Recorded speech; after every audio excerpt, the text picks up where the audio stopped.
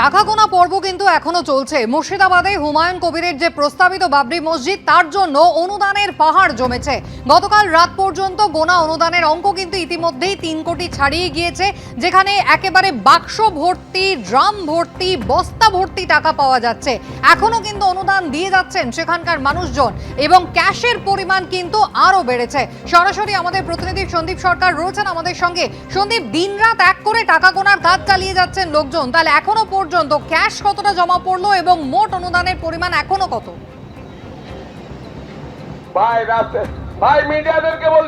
এটা কিন্তু একটা নিরন্তর প্রক্রিয়া, সেই নিরন্তর প্রক্রিয়া কিন্তু চলছে।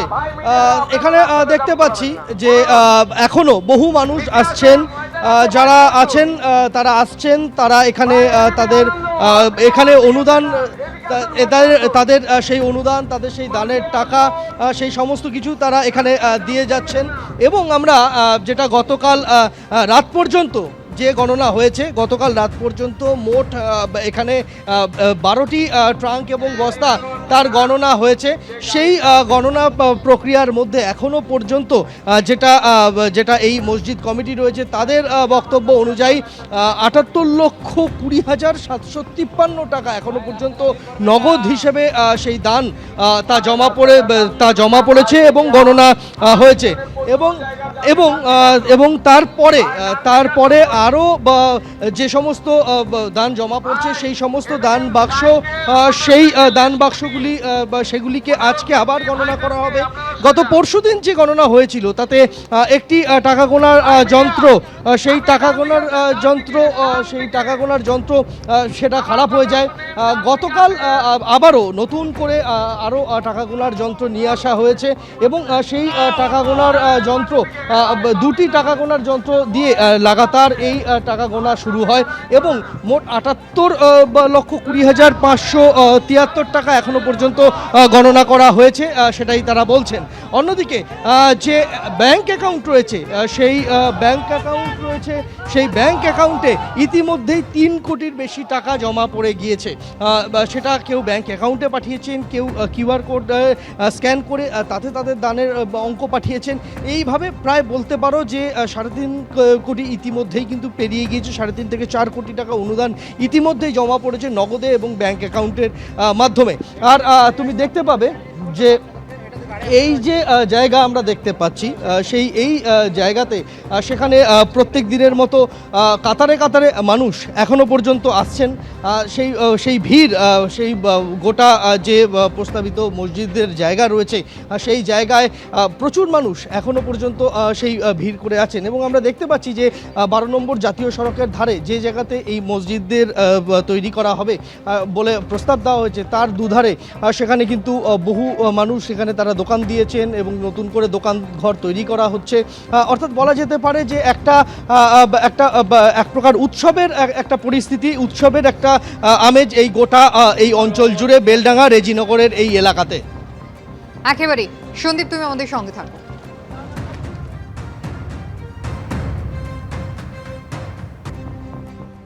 যেভাবে বাইরের রাষ্ট্র থেকেও টাকা দিতে চাইছে, ব্যাংকিংয়ের কিছু সিস্টেম ঠিক হচ্ছে না। তারপরে আবার ব্যাংকে কাল গেছি, চিফ ম্যানেজার SBIকে বলেছে, আজকে একটা লেটার দিতে বলেছে যে বাইরের কান্ট্রি থেকে যারা টাকা দিতে চাইছে সেই টাকা নিতে গেলে যা যা ওনাদের করার দরকার, আমি লেটার আজকে পৌঁছে যাবে। তো তারপরে কি হয় দেখা যাক। কাতার, সৌদি আরব, বাংলাদেশ সবাই আমার সাথে যোগাযোগ করেছে, যেটা করতে যত টাকা লাগবে আমরা টাকা দেব, আপনি করুন। বাবরি মসজিদের শিলান্যাস হয়েছে শনিবার এবং তারপর থেকেই কিন্তু অনুদানের ঢল নেমেছে। কেউ টাকা পয়সা একেবারে নিজেদের ভাড়ার শূন্য করে দিচ্ছেন, কেউ আবার ইট দিয়ে, এমনকি সিমেন্ট দিয়েও সাহায্য করছেন। সোনার গয়না পর্যন্ত মানুষজন দিয়ে গিয়েছেন এই টাকার বস্তায়। টাকা গোনার কাজ কিন্তু নিরন্তর চলছে। এখনো পর্যন্ত 3.5 থেকে 4 কোটি টাকা গোনা সম্ভব হয়েছে। আমাদের প্রতিনিধি পার্থপ্রতিম ঘোষ যে ছবি তুলে ধরেছেন, দেখুন একবার। রবিবার গোনা হয় 37 লক্ষ টাকা, রবির পরে সোমবার। এখন অনেকটা রাত হয়েছে, সেই রাত হলেও সেখানে চলছে কিন্তু একেবারে টাকা গোনার কাজ। এখানে দেখতে পাচ্ছি অনেকেই ভান্ডার নিয়ে এসেছিলেন, সেই ভান্ডার ভাঙা হচ্ছে। খুব খুচরো থেকে শুরু করে 10 টাকা থেকে শুরু করে 20, 50, 100 সবটাই রয়েছে।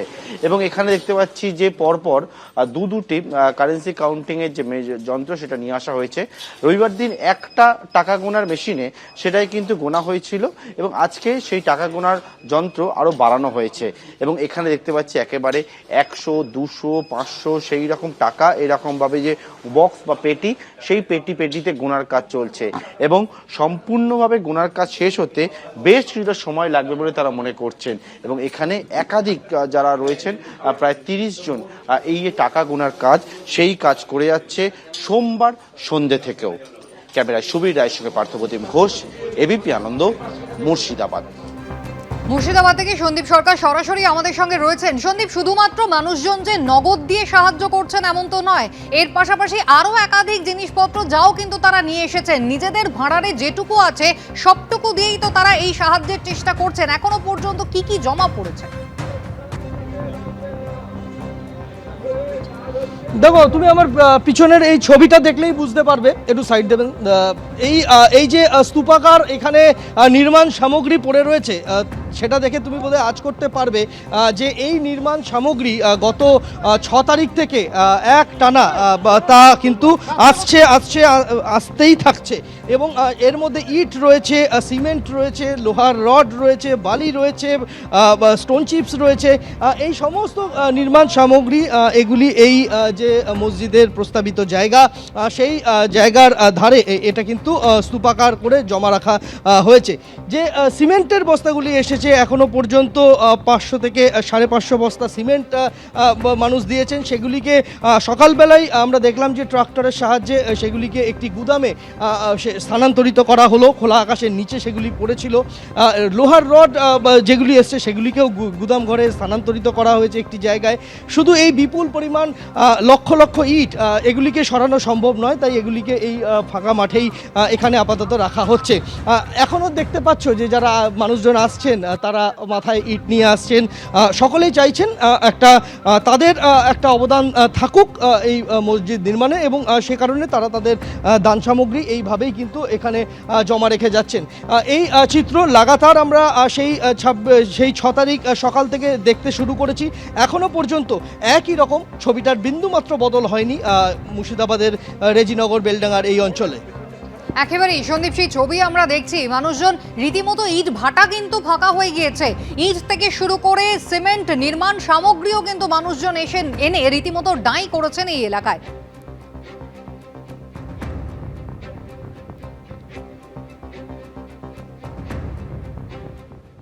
যে অনুদানের পাহাড় ইতিমধ্যেই জমা হয়েছে, মানুষজন যেভাবে সাহায্যের হাত বাড়িয়ে দিচ্ছেন, এই প্রসঙ্গে গতকাল ঘণ্টাখানেক সঙ্গে সমান অনুষ্ঠানে এসে কি বলেছেন সাসপেন্ডেড তৃণমূল বিধায়ক হুমায়ুন কবির, দেখুন।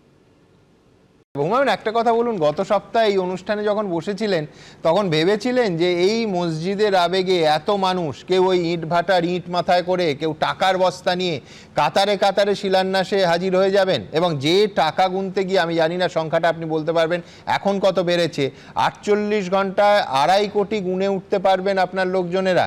এখনো পর্যন্ত কত গুনতে পারলেন?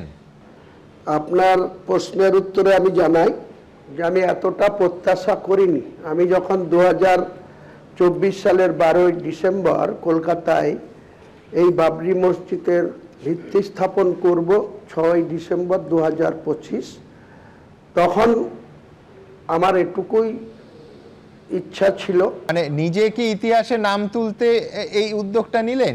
আমি এইরকম কিছু ভাবিনি যে আমার নাম ইতিহাসে তুলতে হবে বা আমার নাম ইতিহাসে উঠে যাবে, বা এত পরিমাণ আর্থিক সাহায্য বা এত ইট, পাথর, বালি, সিমেন্ট, রড, এত তাড়াতাড়ি মানুষ এত আবেগপ্রবণ হয়ে আমার ডাকে সাড়া দিয়ে এইভাবে যে গোটা রাজ্য থেকে, এমনকি রাজ্যের বাইরে ঝাড়খণ্ড, অন্যান্য জায়গা থেকেও এইভাবে আর্থিক সাহায্য আসবে, এমনকি আমার কাছে লাগাতার গত দুদিনে কাতার, সৌদি আরব, বাংলাদেশ এসব থেকেও ফোনে যোগাযোগ করা হয়েছে ব্যাংকের টাকা ঢোকানোর জন্য। কিন্তু ব্যাংকের ম্যানেজার বা চিফ ম্যানেজার SBI এর সঙ্গে আজকে বিকেল 5টার সময় আমি কথা বলেছি। তাতে ওনারা বলছে কালকে একটা অ্যাপ্লিকেশন করতে হবে আমার ওই যে ট্রাস্ট, সেই ট্রাস্টের জেনারেল সেক্রেটারি হিসাবে আমাকে যেখানে আদার কান্ট্রি থেকে এই ব্যাংকে টাকা আসতে পারে ওদের কি একটা সিস্টেম আছে সেটাকে অ্যাক্টিভেট করে দেওয়ার জন্য। এই টাকা হচ্ছে তৃণমূল কংগ্রেসের টাকাই। হুমায়ুন কবিরকে তৈরি করেছে তৃণমূল কংগ্রেস। হুমায়ুন কবির হচ্ছেন তৃণমূল কংগ্রেসের প্ল্যান বি। মমতা বন্দ্যোপাধ্যায়ের অনুমোদন ছাড়া এভাবে শিলান্যাস করা কি আদৌ সম্ভবত? এই প্রশ্ন তুলেছেন বিজেপি রাজ্য সভাপতি শ্রমিক ভট্টাচার্য। কি বলেছেন দেখুন। তৃণমূলের টাকা, হুমায়ুন কবিরকে তৃণমূলই তৈরি করেছে। তৃণমূলের একটা প্ল্যান বি, যে ভোট লুট করে যদি জিততে না পারি তারপরে হুমায়ুন আছে, তারপরে পশ্চিম বাংলাদেশ বানিয়ে জিতব। আপনি কি মনে করেন হুমায়ুনের এই সাহস আছে যে রাজ্যের তৃণমূল কংগ্রেস মমতা বন্দ্যোপাধ্যায়ের মতো মুখ্যমন্ত্রী থাকবার পরে তার রক্তচক্ষুকে উপেক্ষা করে তার অনুমোদন ছাড়া হুমায়ুন কবির সেখানে বাবরি মসজিদের ভিত্তিপ্রস্তর স্থাপন করে দিচ্ছে? আর রাজ্যের মানুষের এত সাহস আছে যে প্রকাশ্যে হুমায়ুন কবিরকে টাকা দিচ্ছে, ইট নিয়ে যাচ্ছে? তার কারণ হচ্ছে পুরোটাই তৃণমূল। এ আর বি, মানুষ এটা বোঝে। পশ্চিমবঙ্গের মানুষ রাজনৈতিকভাবে অচেতন নয় আর মূর্খ নয়। তৃণমূল কংগ্রেস মুখপাত্র অরূপ চক্রবর্তী রয়েছেন আমাদের সঙ্গে টেলিফোন লাইনে। অরূপবাবু, আপনি শুনলেন শ্রমিক ভট্টাচার্য, তিনি পরিষ্কার বলছেন যে ভোট লুট করে যদি জিততে না পারে তার জন্য তৃণমূল এই প্ল্যান বি তৈরি করেছে। হুমায়ুন কবিরের কি এত সাহস আছে যে এইভাবে মুখ্যমন্ত্রীর অনুমোদন ছাড়া একটা বাবরি মসজিদের শিলান্যাস তিনি করে ফেলবেন? শ্রমিক ভট্টাচার্য ভারী মিষ্টি মানুষ, জানেন তো। হুমায়ুন কবিরকে তৃণমূল মদত দেয়, আর যখন লোকসভা নির্বাচন হয় তখন হুমায়ুন কবিরকে বিজেপি টিকিট দিয়ে দেয়। শ্রমিক ভট্টাচার্য ভারী মিষ্টি মানুষ। উনি বলছেন এই টাকা নাকি তৃণমূলের টাকা। আচ্ছা শ্রমিকদা, ইডি আছে তো ইকোনমিক অফেন্স দেখার জন্য। ইডি বলে একটা বস্তু যেটা আপনার সরকার চালায় যাকে বকলমে, তো ইডিকে ইনভলভ করছেন না। ও আপনি তো আবার কদিন আগে বিস্ফোরক হয়েছেন যে সিবিআই ইডি নাকি সঠিকভাবে কাজ করছে না। আপনার অভিযোগটা কার বিরুদ্ধে? প্রধানমন্ত্রীর বিরুদ্ধে না অর্থমন্ত্রীর বিরুদ্ধে? ও শ্রমিক বাবু, আগে এই প্রশ্নের উত্তর দেবেন যে একজন গরিব প্যাটিসালা, আপনিও আগের দিন গেছিলেন না, গীতা পাঠ না কি সব অনুষ্ঠান হচ্ছিল ব্রিগেড, গরিব প্যাটিসালা প্যাটিস বিক্রি করছে। কেন প্যাটিস বিক্রি করবে? তার অপরাধে তাকে মেরে তার সমস্ত জিনিসপত্র উল্টে দিলেন। আপনারাই তো বিজেপি বিহারে, বাংলায়, আজকে দিল্লিতে যখন ক্ষমতায় এসেছেন তখন মাছের বাজার বন্ধ করে দিয়েছিলেন। আপনারাই তো এখানে ঠিক করে দিচ্ছেন, ক্ষমতায় নেই তাতেই ঠিক করে দিচ্ছেন কে প্যাটিস খাবে আর কে প্যাটিস খাবে না। আগে এই প্রশ্নগুলোর উত্তর দিন। বাংলা বিরোধী জমিদার শ্রমিকবাবু, আপনি খুব ভালো মতো জানেন যে বাংলার গরিবের 100 দিনের টাকা আপনার সরকার মেরে দিয়েছে, আবাসের টাকা মেরে দিয়েছে। আজকে তাই অন্যদিকে প্রসঙ্গটা ঘোরানোর জন্য এই যে কথাগুলো বলছেন সেই কথাগুলোর উত্তর তো আপনার দেওয়ার কথা। যদি হুমায়ুনের এই বাবরি মসজিদ নামক টাকা অন্য কোনো সোর্স থেকে বেরিয়ে এসে থাকে তাহলে কেন আপনার সরকার তদন্ত করে তাকে জেলে পুরছে না? পারবেন না, কারণ আপনি তো কদিন পর আবার হয়তো তাকে আবার টিকিট দিয়ে দেবেন। যেভাবে 19-এ ওরভাবে প্রচার করেছিলেন তা আপনি, আমরা তো প্রচার করিনি। কেন প্রচার করেছিলেন শ্রমিকবাবু? প্রশ্নের উত্তর আছে। প্রশ্নগুলো সহজ আর উত্তরও তো জানা। বিজেপি এর পেছনে স্পন্সর। মিম এবং বিজেপি যৌথভাবে এই প্রোডাক্ট লঞ্চ করেছে যাতে পশ্চিমবঙ্গের সংখ্যালঘু মানুষের ভোট তৃণমূলের থেকে সরানো যায়। কিন্তু সংখ্যালঘু মানুষ এ রাজ্যের এত বোকা নয়, তারা জানেন সুখ দুঃখের সাথীর নাম মমতা বন্দ্যোপাধ্যায়। এবিপি আনন্দ, এগিয়ে থাকে, এগিয়ে রাখে।